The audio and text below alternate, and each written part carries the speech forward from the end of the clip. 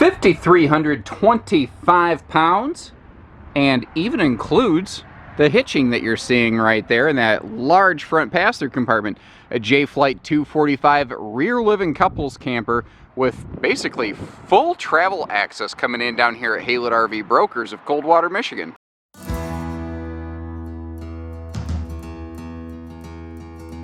First, a real quick look at it, all buttoned up with the slide closed. This is one of the cool aspects of this floor plan. With that slide fully retracted, we can get to the fridge, the sink, half the seating. The only thing you lose out on in transit is just the entertainment center.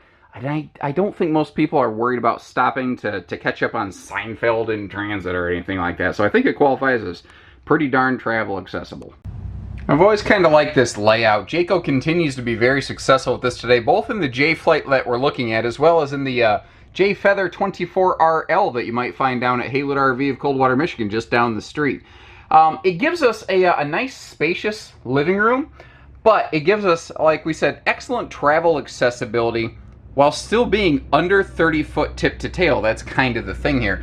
Also, J-Flights are one of the few who build this layout that are 6'9" tall, so it's nice and tall and spacious in here. And the central air really helps keep this thing comfortable. Now, I've got it in kind of like scorching summertime mode right now with the shades drawn to keep the sun out, but every window you see does open for airflow, which is great. Both the dinette and the sofa can fold down for sleeping. There's full storage below the dinette benches. There's also a radiant barrier in the slide flooring there to help keep the temperatures a little more consistent in here. Normally when you see a sofa like that, I would say, hey, there's storage right below this thing. But in this case, there's stuff under it. There's not a whole lot of space down there for storage. What is nice, though, is all the way around it, you've got windows for sights and for airflow. Now, starting up here, this is all pocket-screwed cabinetry, which is a standout feature in this class and price point. But if we take a look and open that up, you can see that there is, first of all, cabinet struts to hold all of that open, not to mention the fact that, you know, they put the metallic struts in to make them a little bit nicer. You can see the larger pull handles on the cabinets for easy ins and outs. Now, in this floor plan, this is one of the aspects of this floor plan that, I don't know, for lack of a better phrase, tends to be controversial, or not controversial, but a point of contention, I'll say, with some folks. There are some people who dislike the countertop space here next to the sofa there. They say, well, I can't reach it. Well, here's what you do. If there tends to be two people sitting on the sofa, the person who does most of the kitchen work, you sit over here. The person who does less of the kitchen work, you sit over here. So that when you need to stand up, you can stand right next to the sofa like I am, and you can reach everything on this countertop. This exchange right here is only a theoretical problem.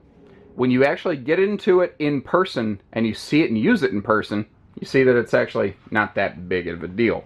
Opinions can vary. That's fine. If you disagree, no need to be argumentative about it. Just, hey, I disagree, or buy something else. No big deal.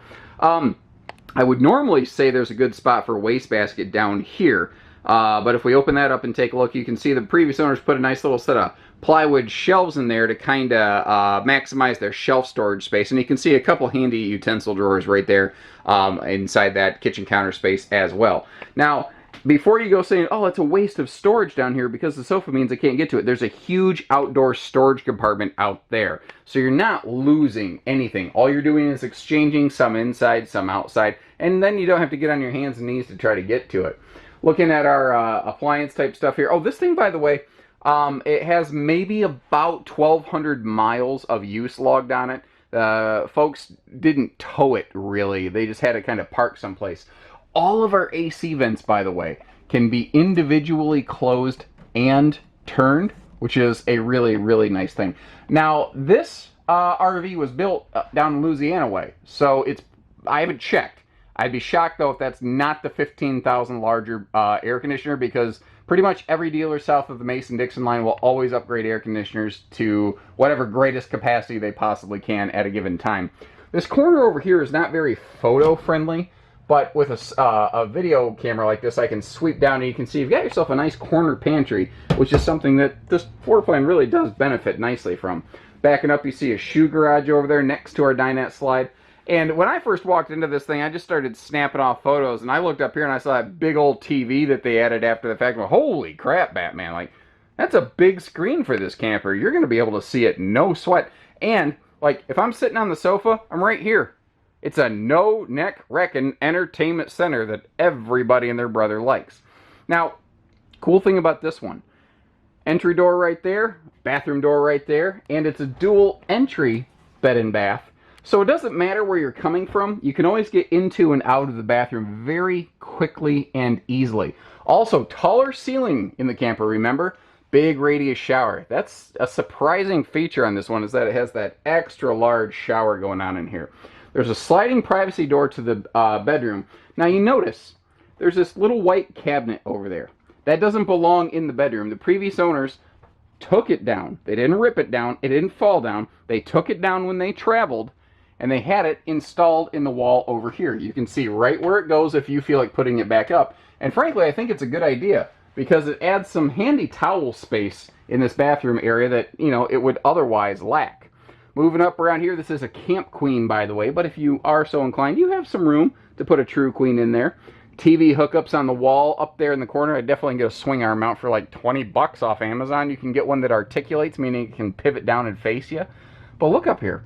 Double ceiling lights and double lights under that overhead shelf so that it actually lights up in here pretty darn nicely. They do a good job of that at Jayco. Lots of lighting.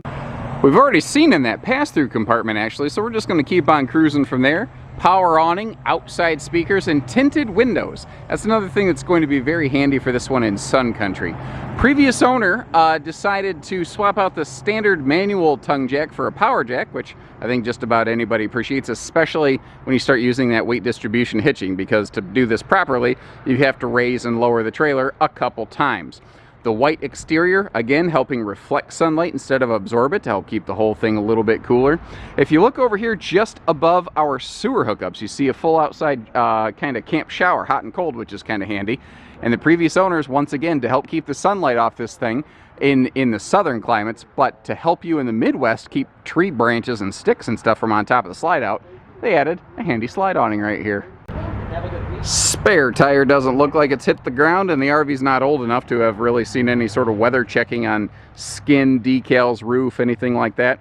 By the way, 3/8 thickness, full walk-on plywood roof decking, part of Jayco's Magnum truss roof system. This has the heaviest load rating on the roof of anything else in this class, 4,200 to 4,800 pounds, depending on the model.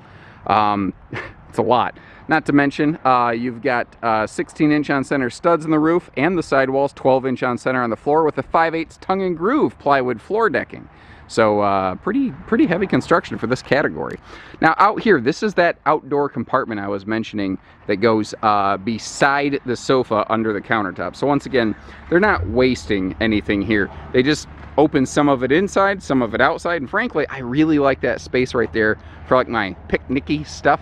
By the way, just to the right of that water heater, you see a couple household outlets on the outside. Cool for things like fans, lights, or, you know, when we're camping with my daughter, the bubble machine. Oh, that'll keep her busy for a while. Frankly, keeps me busy for a while too. They're fun. So there you have it, ladies and gentlemen. Give us a call. We do it all down here at Haylett RV Brokers. Hitching, pieces, parts, trades, finance, RV delivery, and everything in between. So take care, stay safe, have fun, and happy Haylett camping, everyone.